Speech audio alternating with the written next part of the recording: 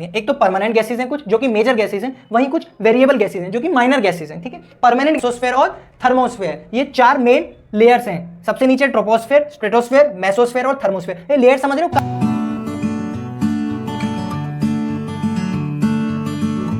Hello everyone, welcome to Geo for you classes. आशा करता हूं आप सभी लोग काफी अच्छे होंगे। आज हम लोग मिल रहे हैं अपने नए टॉपिक के साथ, composition and structure of the atmosphere, climatology का पहला चैप्टर अपना। इसमें हम क्या पढ़ेंगे? इसमें हम अपने एटमॉस्फेयर की कंपोजिशन को जानेंगे कि वो किस किस चीज़ से कंपोज होके बना है, और उसके स्ट्रक्चर को जानेंगे। वहीं जैसे अगर मैं आपको एग्जांपल दूं, अगर मैं आपसे एक बात पूछूं कि बिना पानी के क्या हम रह सकते हैं? बिना हवा की, बिना आग के नहीं रह सकते ना। ये सारी ही चीज़ें अपने आप में इंपॉर्टेंट रखती हैं, है ना। इसी तरीके से अब हम जानते हैं अपने कंपोजिशन के बारे में। एटमॉस्फेयर एनवेलप ऑफ गैसेस, यानी कि एटमॉस्फेयर किससे बना है? डिफरेंट गैसेस से मिलकर बना है।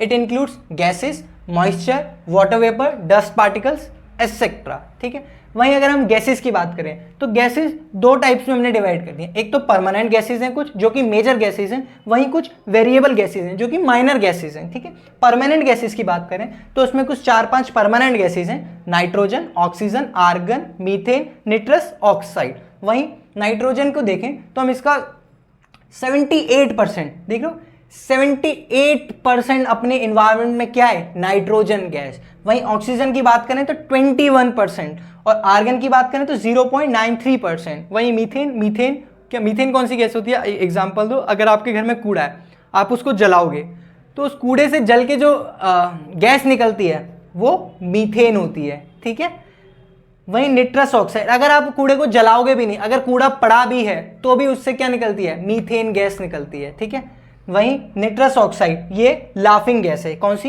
ये लाफिंग गैस है। वहीं कुछ वेरिएबल गैसेस की बात करते हैं। Carbon dioxide, one of the major greenhouse gas, ये काफी इंपैक्ट डालती है अपने एनवायरनमेंट में और डाल रही है। हम लोग बात कर रहे हैं ना कि क्लाइमेट चेंज, क्या हो रहा है क्लाइमेट चेंज, और क्यों हो रहा है climate change? Because of these gases यार, यही तो सारी गैसेज हैं जो हमारे क्लाइमेट को इंपैक्ट कर रही हैं। जैसे बात करें हम कार्बन डाइऑक्साइड की, तो ये क्या है? One of the major greenhouse gas है। ये कैसे निकलती है? व्हीकल के धुओं से, गाड़ियों की धुओं से, फैक्ट्रियों के धुओं से हम लोग यूज कर रहे हैं ना ये। अभी हम बात करते हैं कि use as much as possible public transport. अपने पब्लिक ट्रांसपोर्ट को यूज करो, इलेक्ट्रिक चीजें यूज करो। तो इसीलिए तो कहते हैं कि हमारा क्लाइमेट को इंपैक्ट ना करे, है ना। तो ये कार्बन डाइऑक्साइड ये बहुत खतरनाक गैस है, बहुत ही खतरनाक, CO2। और ये खतरनाक क्यों हो जाती है? ये अपने इन्वायरमेंट में एक तरीके से अगर हम बात करें कि ये greenhouse carbon dioxide gas है, ये है it is transparent to incoming solar radiation but opaque to outer going solar radiation. इसका मतलब क्या है? अपना सन है, उससे क्या आ रही है? ये आ रही है अपनी सन से रेस, ये अपनी धरती है, यहां से टकरा के रेस वापस जाती हैं। ये हो गई इनकमिंग सोलर रेडिएशन, ये हो गई आउटगोइंग सोलर रेडिएशन। ये क्या करती हैं? ये वाली जो गैस है इनकमिंग में तो इट इज ट्रांसपेरेंट, बट अगर बात आती है आउटगोइंग की तो ये ओपेक, ये उसको रोकती है, इसको ब्लॉक कर लेती है। इससे क्या होता है? ये जो रेज हैं ये यहीं ट्रैप हो जाती है और अपने पूरे इन्वायरमेंट को गर्म करती है, टेम्परेचर इंक्रीज करती है, क्योंकि ये रेस तो यहीं रुक गई ना, ट्रैप हो गई। अगर एग्जांपल लूं मैं गाड़ियों का, हम लोग गाड़ियों में रहते हैं ना, अगर हम गाड़ी कहीं धूप में खड़ी कर दें, धूप में अगर गाड़ी खड़ी करते हैं तो शीशे के फिर धूप में गाड़ी खड़ते हैं तो अंदर जब हम बहुत देर बाद आते हैं तो क्या करते हैं? जब गाड़ी के अंदर बैठते हैं, सीटें सब गर्म हो जाती हैं ना, और गाड़ी में कितनी गर्मी हो जाती है। क्यों? क्योंकि ट्रांसपेरेंट है वो सोलर रेडिएशन, लेकिन जो शीशे की वजह से ओपेक हो रही है, वो गैस क्या है? रुक रही है, वापस बाहर नहीं जा रही है शीशे के। इसी तरीके से CO2 कार्बन डाइऑक्साइड भी यही अपना रोल प्ले करती है। वहीं हम वाटर वेपर की बात करें, ये क्या होता है? वाटर वेपर, वाटर होता है लेकिन गैसियस फॉर्म में, ये वाटर वेपर। ये क्या होता है?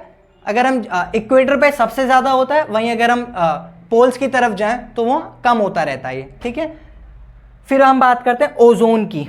O3 हाईली पॉइजनस गैस होती है ओजोन, और ये मिलती कहाँ है? ये 10 किलोमीटर टू 15 किलोमीटर की अगर हम हाइट पे जाएंगे ऊपर, स्ट्रेटोस्फेयर में मिलती है। ये कहाँ मिलती है?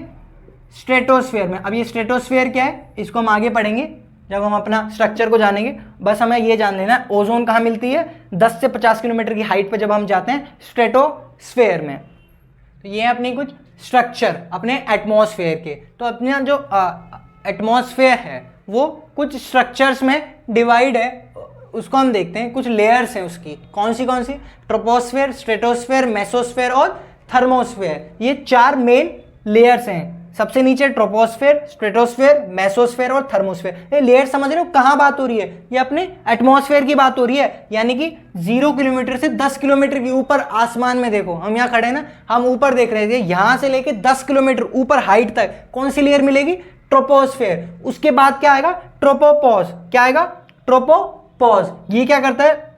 जो ट्रोपोपॉज है वो स्ट्रेटोस्फेयर और ट्रोपोस्फेयर के जो बीच का जो जिसको डिवाइड करता है वो है ट्रोपोपॉज। उसके बाद लेयर आती है स्ट्रेटोस्फेयर। कौन सी?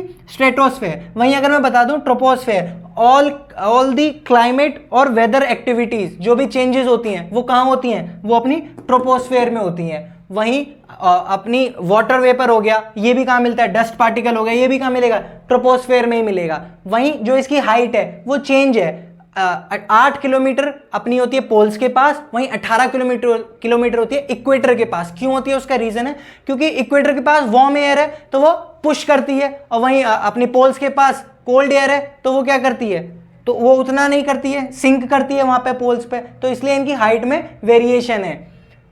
इक्वेटर के पास कितना है? 18 किलोमीटर तक, और पोल्स के पास 8 किलोमीटर तक। ठीक है, रीजन क्या है? वार्म और कोल्ड एयर का होने की वजह से। वहीं स्ट्रेटोस्फेयर मिलता है, इसमें स्ट्रेटोस्फेयर में क्या मिलता है? Contain ozone layer. क्या मिलता है यहाँ पे स्ट्रेटोस्फेयर में? बहुत इंपॉर्टेंट है कि ओजोन लेयर कहाँ मिलती है। तो कहाँ मिलती है? स्ट्रेटोस्फेयर में। वहीं तो एक मैंने आपको थोड़ी सी गलत तो नहीं, मैंने एक चीज बताई थी मेरे से कि जो अपनी ओजोन लेयर है वो किससे हमें प्रोटेक्ट करती है? वो हमें यूवी रेस से प्रोटेक्ट करती है, सन की यूवी रेस से। किससे? सन की यूवी रेस से। मैंने अभी अब जब हम पढ़ रहे थे ना गैसेस वाला, तो उसमें मैंने ओजोन गैस बोला नहीं, लेकिन यूवी रेस से हमें प्रोटेक्ट करती है। ये यूवी रेस काफी हार्मफुल होती है हमारे लिए। अगर ये आए तो हमारी स्किन डैमेज कर सकती है और भी काफी डिजीज, डेंजर डिजीज कर सकती है हमें, इसलिए ये हमें प्रोटेक्ट करती है। क्या? Ozone layer. तभी हम कहते हैं ना कि ओजोन होल हो रहा है, ओजोन में छेद हो रहा है। तो किसकी वजह से हो रहा है? क्योंकि गैसेस की वजह से। जो भी ग्रीन हाउस गैसेस हैं ये क्या कर रही हैं? ये ओजोन में छेद कर रही हैं। तो जिससे क्या होगा? अगर ओजोन में छेद होगा तो जो यूवी रेज हैं वो अपने अर्थ पे पड़ेंगी, और उससे क्या होगा? डिजीज होगी काफी हम लोगों को। इसीलिए ये हमें प्रोटेक्ट करती है। वहीं मेसोस्फेयर की बात करें, ये 50 किलोमीटर के बाद मिलता है। और थर्मोस्फेयर, ये भी 2 लेयर्स में डिवाइड है। इसका अपर पार्ट को बोलते हैं हम एक्सोस्फेयर, और लोअर पार्ट को बोलते हैं हम आइनोस्फेयर। ठीक है, तो हमें ये लेयर्स पता चल गई, troposphere, stratosphere, mesosphere, thermosphere. Thermosphere is also divided into 2 parts, upper part and lower part. The upper one is exosphere and the lower one is ionosphere. I hope ये आपको अच्छे से समझ आ गया होगा कौन सी लेयर्स हैं अपनी। ठीक है, वहीं अपने 2 वर्ड्स और समझ लेते हैं। एक तो इन्वायरमेंटल लैप्स रेट ELR और आइसोथर्मल। इन्वायरमेंटल लैप्स रेट की बात करें तो ये क्या होता है? जैसे जैसे हम पर किलोमीटर हाइट पर बढ़ेंगे तो 6.4 डिग्री सेल्सियस पर किलोमीटर जो क्या है टेम्परेचर है वो कम होगा। क्या होगा? 1 किलोमीटर की हाइट पे 6.4 डिग्री सेल्सियस पर किलोमीटर क्या होता है? टेम्परेचर कम होता है। With increasing height air temperature drops. ठीक है, वो होता है इन्वायरमेंटल लैप्स रेट। वहीं आइसोथर्मल क्या होता है? आइसोथर्मल होता है a zone with constant temperature in the atmosphere. कोई ऐसा जोन जहां पे कांस्टेंट टेम्परेचर रहता है, ना ज्यादा ना कम। तो ये होगी अपने स्ट्रक्चर की बात। तो आई होप ये अच्छे से आपको समझ आ गया होगा कंपोजिशन और स्ट्रक्चर। तो इसी के साथ यहाँ ये चैप्टर कंप्लीट होता है। कोई भी क्वेरी हो या कोई भी क्वेश्चन हो जो नहीं समझ आ रहा हो या कुछ ऐसा अधूरा रह गया हो आपको, तो प्लीज़ कमेंट करके ज़रूर बताओ ताकि मुझे भी पता चल जाए और मैं और अच्छे डिटेलिंग से आप लोगों को समझा पाऊँ। मिलते हैं किसी नेक्स्ट वीडियो में नेक्स्ट टॉपिक के साथ। तब तक के लिए थैंक यू सो मच।